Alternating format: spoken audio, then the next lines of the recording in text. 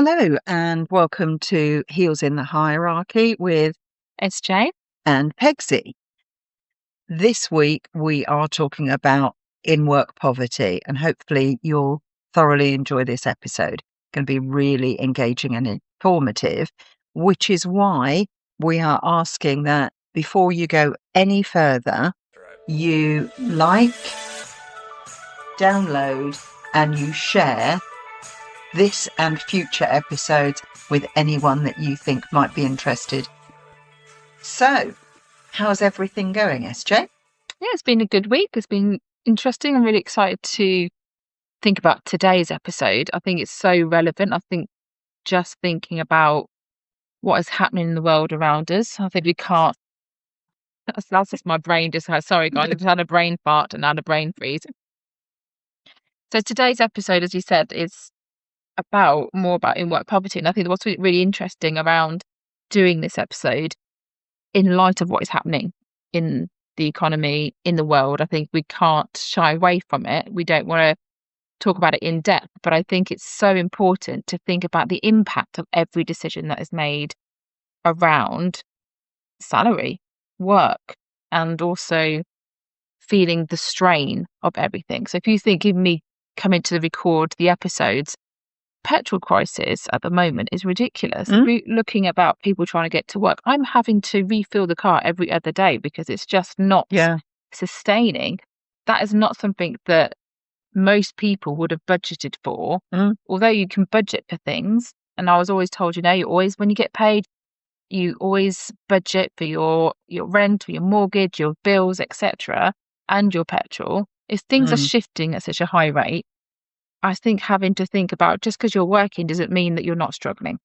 Yes, budgeting is something that has become an essential part of daily life now. And even if you'd got into good habits before with how you were sort of segmenting money for your rent or your mortgage and your food and your electricity bills and so on, everything is moving at such a pace that even the most disciplined person is potentially risking losing control of that confidence in their budgeting on a daily basis. I've always kept an eye on petrol prices just because I have. But I'm now really consciously reading the petrol price off every single petrol station I go by, even if I don't need to fill up now, to log it for the future, that when I need to, that one's too expensive. That's 10 pence more expensive than the one round the corner. That's the thing, isn't it? Is we're working and yet it feels like you can still be broke. Well, let's start with a really concerning and interesting figure that at the moment, 7.5 million people in the UK are in poverty, even in spite of somebody in their household actually working. I think when you said that is, that's not just a small figure. That's absolutely huge. Yeah. And you are right. If we've talked about it in a previous episode, if you think the generation before us, you could have one parent working and the other one sustaining a household. Yep. Whereas this generation, everybody needs to be working to contribute to not to thriving, just to sustaining living. Yeah. And I'm saying we don't want to come into episodes of going, oh, isn't life depressing? But I think it's important is to be discussing about women's concerns, issues, challenges, reality, having real conversations. And this is something I can't speak today, put my teeth in, is that everything at the moment is impacting and trying to bring it to the surface of having honest conversations that actually, even if you're working, it does not mean that you're thriving. It means that we have to be aware in the workplace that people could just be either on the poverty line or really struggling, masking it, to people trying to, if you're thinking about staff wellbeing just for a second, and you're noticing that everybody's doing overtime, and yet we're seeing the stats around burnout and work on stress. A lot of people aren't doing overtime, not because they want to, because they can't afford to not do it. Yeah. And that's then impacting everything else, isn't it? So that stat, I don't think I'm surprised, but I think it's absolutely important to go, this is something that we have to have a discussion about. Absolutely. And it ties in with the common threads that we've had all along, which is about being an empathetic employer and creating a good working environment.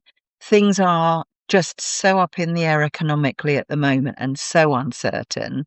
But even before the current financial crises that we find ourselves in, we were told that if you work hard, you'll be fine. Because for millions of people, especially women, that is just not true anymore. So actually the story that we've been told or grown up is just not true. Yeah. It's not reality. And I think more and more people are awakening and realizing that the reality is it doesn't help that it's not true. Yeah. It's having to do it. So in terms of that percentage that you talked about, if you think about the poverty, then that's below 60% of actual income. Yeah, of the median income. Yeah, so that's the one. So there's mean, median, and mode, and I'm not very good on maths. So if I get this wrong, drop us a line and we'll be gentle with us. Drop us a line and we'll correct it. But I think the median, the explanation is that that's the average income. So if you earn below 60% of the average income, that puts you in poverty. But that could be, it all depends in terms of your outgoings as well. But if you're thinking even with rents going up, mortgage rates going up, it doesn't really matter how much you're earning. It's really around, you could be working and still be on the poverty line. Exactly. And or if below. you've got, or below the poverty line, and you thinking about if you've got children or if you've got people to care for, regardless of what age they are, whether they're parents, whether they're children, whether they're animals, whatever it is you're caring for, that's going to impact everything. Yeah. Isn't it? So we said at the beginning, 7.5 million people in working households are in poverty. So this isn't actually unemployment. This is actually talking about people in work. So this could be your colleague, this could be your manager, it could be your team. Could be you. It could be me, it could be everybody that we're talking to as our audience. Anyone that you're interacting, if you've been to any appointments today, the person on reception, the person that you took on the bus with, they're all around us. So it's not who you think it's going to be all the time. We have this picture of like, what am I trying to say? What somebody in poverty looks like. Yes. People in poverty look poor, and that's not the case. If we're saying 7.5 million people are experiencing in-work poverty, if you look around your organisation and the organisations that you interact with, there will be people who don't give the impression of being poor, and yet they are experiencing in-work poverty. And if we go back to the point around potentially there's a lot of people working who are either on 0-hour contracts or are part-time, as I've seen a massive increase of people working part-time, that impacts people so much around, you could, and I know that there's other people saying, well, the minimum wage has increased. So does everything. bills. So does food bills. So does petrol. So it doesn't really matter. Everything else is taking out of that, which means what you're actually going to be sustaining living on month to month, you are highly going, it goes in one hand, goes out the other. And it's the unseen spoken language. I think people don't like talking about finance or money very often, especially as a woman. I don't like talking about it. Yeah. So I'm owning that. But the reality is that it doesn't go as far. So if we're thinking in terms of work and we put it in the contents of, I've seen so much increase in part-time contracts. Mm-hmm. Yes, they might be in work, but their take is so much more less than people who are in full-time work. Yeah. And that strain is going to show up in some form in work, even if it's not demonstrated in how they perform. So we just need to be aware that actually when we're talking about things that we support them, actually this is a huge issue. And actually it's just rising as at the moment. I think that's absolutely right. We've also seen that part-time workers are far more affected by in-work poverty. Now, there will be a number of reasons why they will be in part-time work, and it's not always a given that a part-time employee is automatically somebody that you would put in the category of experiencing in-work poverty. But because of their reduced earning potential, they are more likely to be adversely affected. We've seen increases in national insurance contributions expected by the government from employers of part-time workers, which has meant that they've recruited fewer part-time workers, which in turn is going to increase the pressure on finding a part-time job if somebody needs it, which then in turn is going to increase the in-work poverty experienced by part-time workers. So do you think that's, when we're thinking about women particularly, it has even more of an impact? 100%, because women are more likely to be in part-time roles. They might be caring for children, caring for older adults. It is more likely to be it's more likely to be a female. Part-timers, rather, are more likely to be female than they are male. Which then also then goes back to that whole gender gap conversation we had, the pay gap, the caregiving, all those challenges is even more likely to impact them. Absolutely, because you touched on it there, which was a really good point, SJ, that the gender pay gap also still persists. So whether we're talking about part-time workers or full-time workers, women on the whole are paid between 12 and 13% less than men in comparable roles. Now, that's not necessarily in the same organisation, but just a fact that men generally are paid about 12 to 13% more than women in comparable roles. So really, it's kind of where it kind of stops being abstract, because this is about women, where they're positioned in the workplace, not just how hard they work. Yeah, exactly. And a bit going back to the lie that we've kind of absorbed around, if you work, then you'll be able to survive. That's not true anymore. Exactly. Yeah. And so the national living wage versus the real living wage is actually increasing. Well, but also work doesn't necessarily, the wages of work do not necessarily meet the actual cost of living. And wages are fixed, usually annually.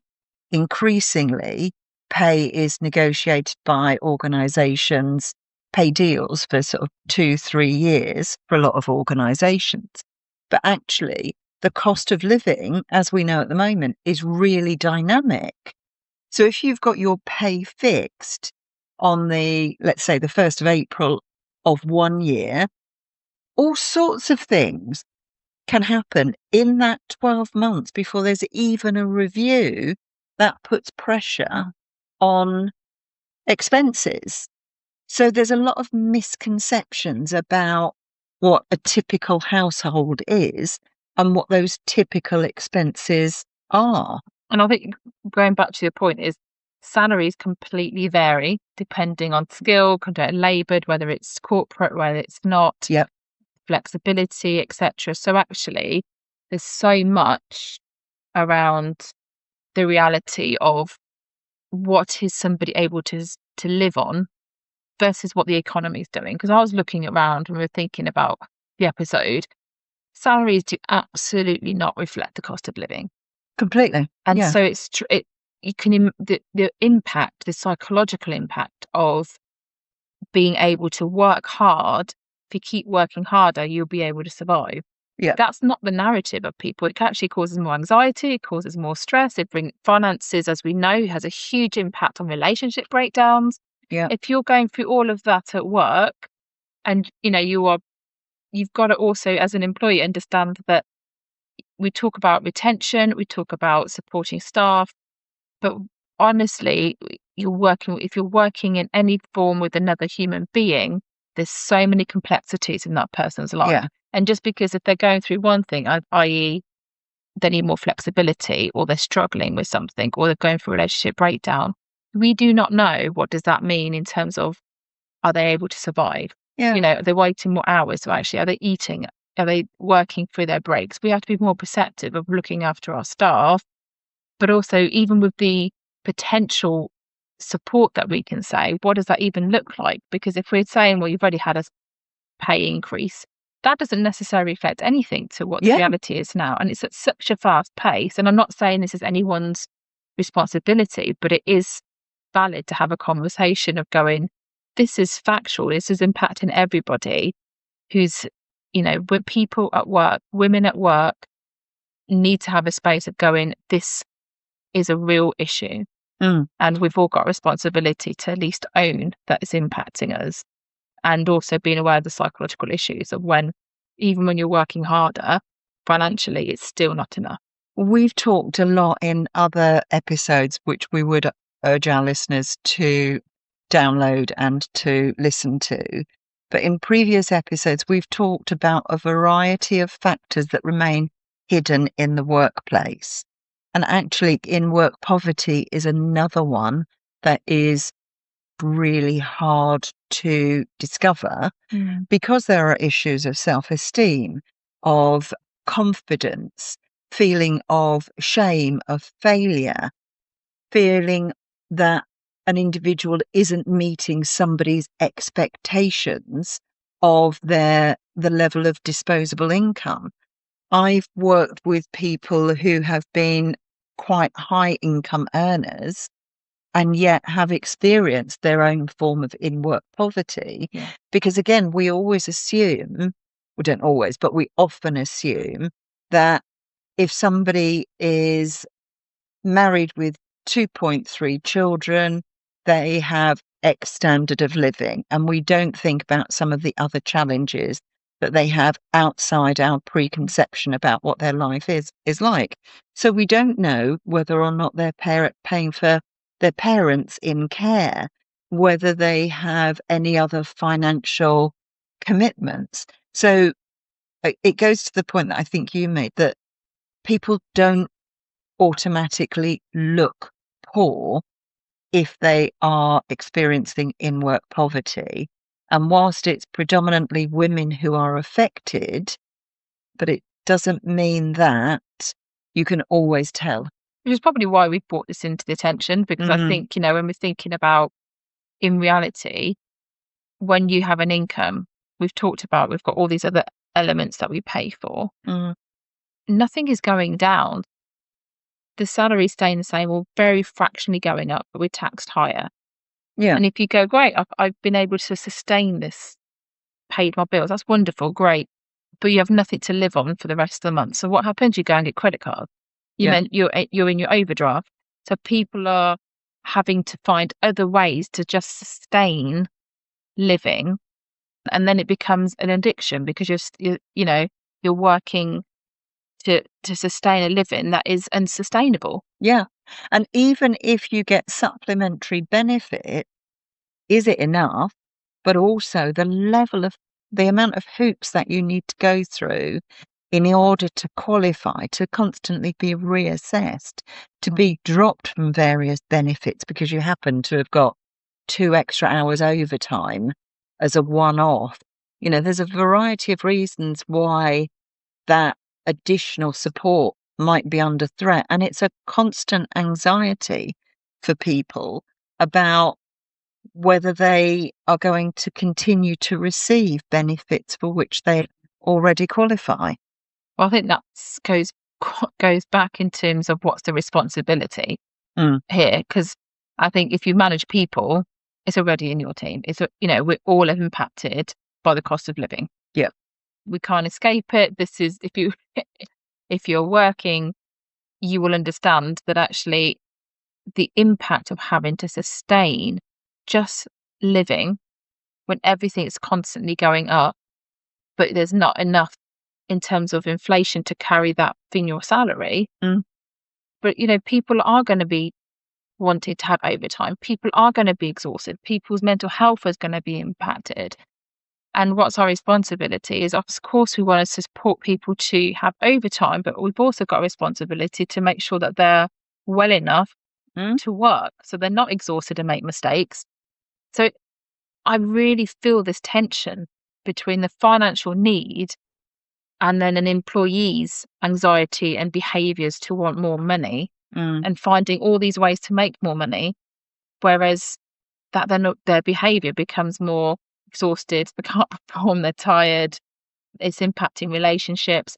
But the strain of the financial market means they feel like they've got no choice. And then that's when they feel trapped. mm. And then you become a vicious circle, which I just talked about being in debt. I mean, that's a huge stress to carry into any kind of relationship, isn't it?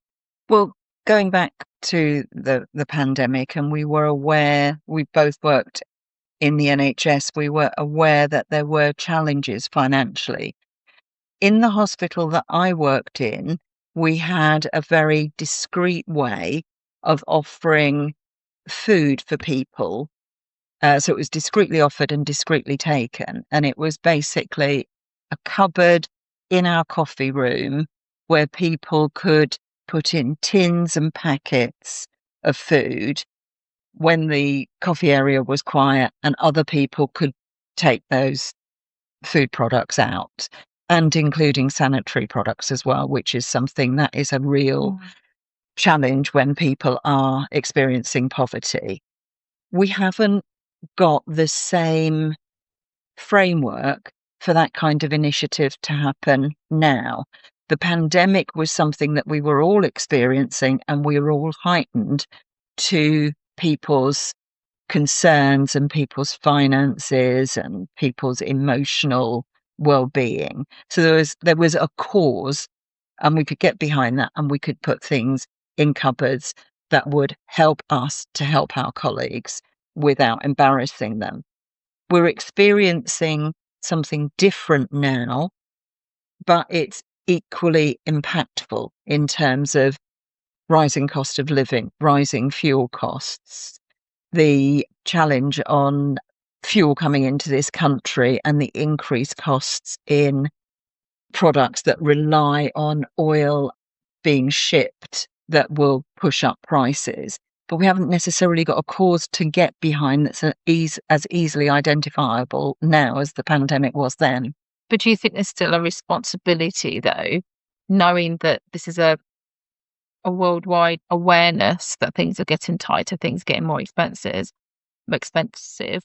that employers or people in your workplace should have more of a flexible working approach to Mm, think about, look, this is costing me too much, where possible, working from home, or this is getting too much in terms of I need extra hours, where can you find that? Like, yeah. I think there is a conversation to be had, not in terms of naming it, because I think that's way too many complicated layers to ask directly or make it an open thing. I think the pandemic example you shared about having that discrete food cupboard is great, but that's only limited to a certain period of time till people's grace finishes or they can't afford it.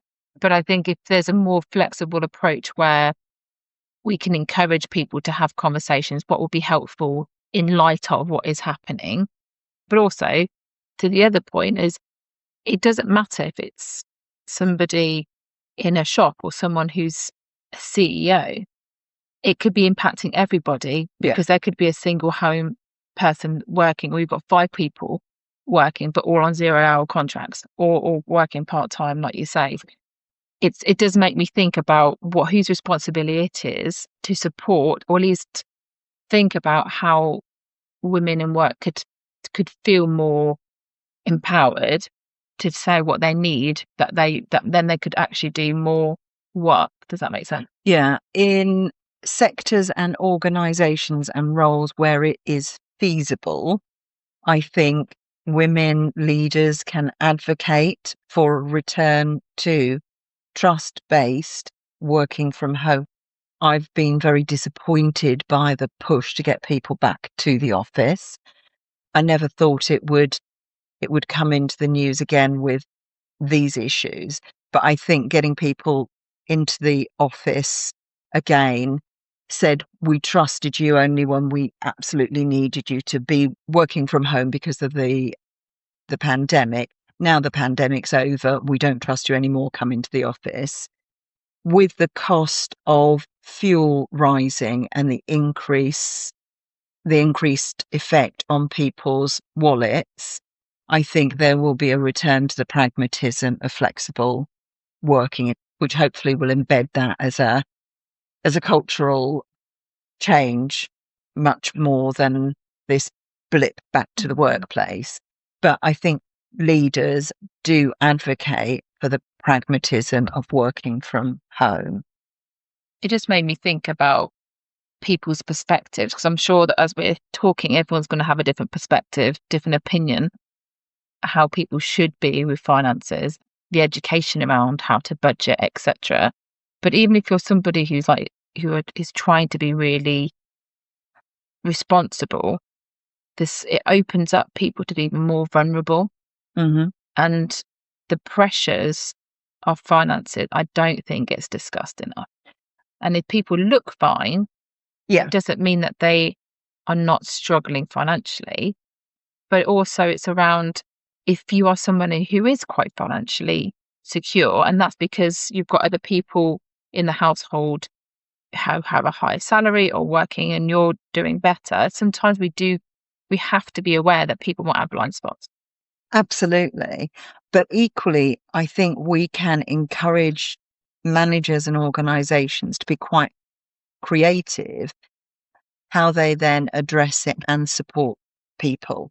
So, for example, if it is a locally based company with local employees and there's a couple of local schools in that area, potentially you could look at something like a uniform exchange program. Kids are growing really fast and uniforms cost a lot of money. Rather than position it as being something to help people out who are financially struggling, an opportunity to do an exchange of school uniform could be focusing on the environment. We're aware of the cost to the planet of fast fashion. We are aware of the benefits of recycling and upcycling. And so you can introduce an initiative which has a headline benefit, which is legitimate, but it can also have an underlying benefit, helping people who are experiencing in-work poverty without it being a sort of five-alarm fire about, look at Mavis from accounts and how poor she is. No, I love that. I think that is a really good strategy, because I do think everyone buys into something, don't they? And when we're talking about finances specifically, it can bring a lot of shame, or it brings up a lot of feelings. People can be uncomfortable about talking about it. People feel more aware about it. There's all these labels and roles and things, and we've gone through it. So actually having a way that people feel that they're able to contribute, and it's something that everyone's buying into. I love that. So, we can still go back to those kind of initiatives, I think. We used to have an International Food Day where people would bring in food from their country of origin or a cuisine that they identified with, and it was a bring and share type lunch. That's another really good device to encourage people to eat at lunchtime, because you can always say it's voluntary to come along and bring the food. The idea is that you bring it and share it. So if you're not able to make something, or if you happen to have forgotten on the day, don't worry. Do come along and learn more about the specific cultures. And again, that the subtext is that you could be feeding somebody who is choosing not to eat at lunchtimes because they can't afford food, because they're prioritizing food for their children. Yeah, I think it's trying to be subtle but not insulting. Absolutely. And bringing humanity to it. So it sounds like there's quite a lot, whether you're a leader or a woman or you've got a colleague, that we can actually do. And it kind of, I suppose that one of the things that kind of comes back is there are people on a living wage that isn't sustainable. Yeah. And this is a national problem. Yeah. That it impacts everybody. And that we need to think about how we can things that we can do. So initiatives that is going to be useful, I suppose. I suppose it's difficult for other people to. I mean, I use mirroring quite a lot, and I'm always advocating for people to talk quite openly. But I wonder if there is other things that we can do or that we can discuss. Yeah. I think good job design, where it's possible, is really important because you give people predictability Yeah. in terms of their hours and of their wages and their chances for overtime where that's possible. I think other things like avoiding unpaid overtime and But creeping on that, because that again can have an effect. You ask somebody who's part-time to come in early, potentially they're going to have to pay a higher premium on their travel costs yeah. because they're used to traveling in off-peak hours and now Or it's even with peak hours. childcare, parent care, like you say, all these Yeah, things they have to pay before they do it, which is partly why people can't do those roles yeah, because actually it doesn't work out. So yeah, yeah, you're absolutely right. I suppose when we talk about it, it's almost like selling the staff benefits. You're kind of helping them to understand that we're going to treat you respectfully and pay you for your time. yeah, And it's not going to be ad hoc. It will be, this is what our expectations are. Then yeah, people are able to know what's coming in month by month. It's not going to be yeah. changing. Yeah, I like that.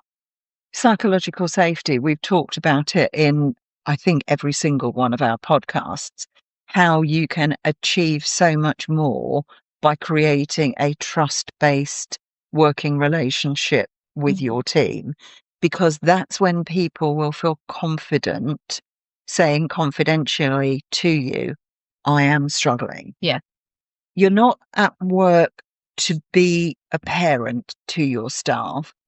And so you need to make sure that there are still the professional boundaries there. But I do feel that when we're facing these types of of challenges, it is incumbent on us as leaders and managers of people that we can signpost our staff and other colleagues to the right resources, whether that's the employee assistance program or whether or not it's specialist organizations.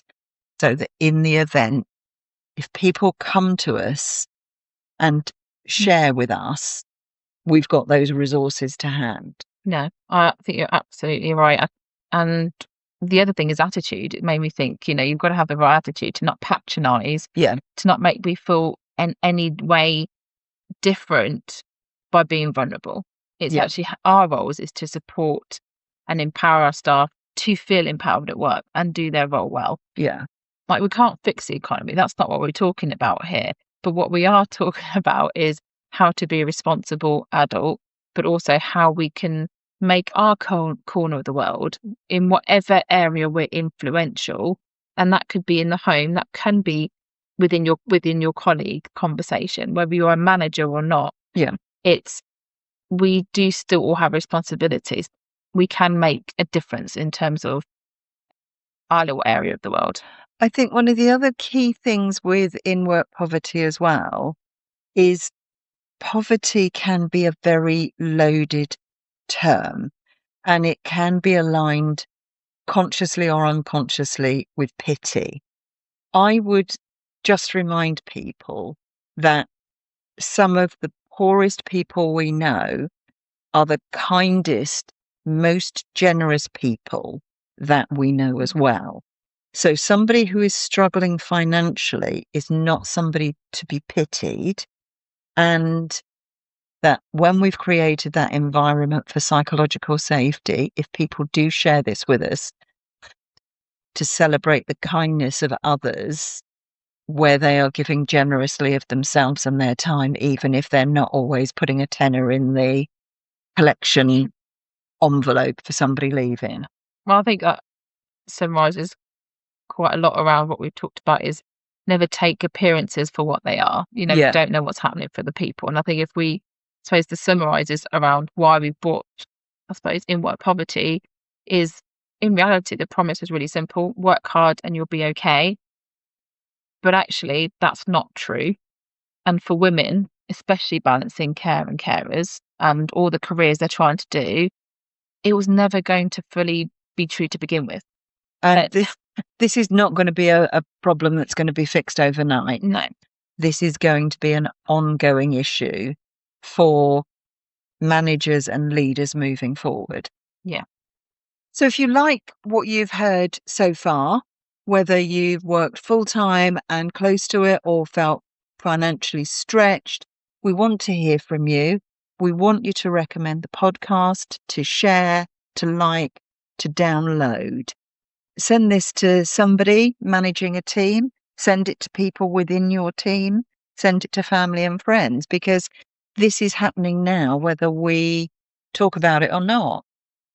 So I think you summarised it well.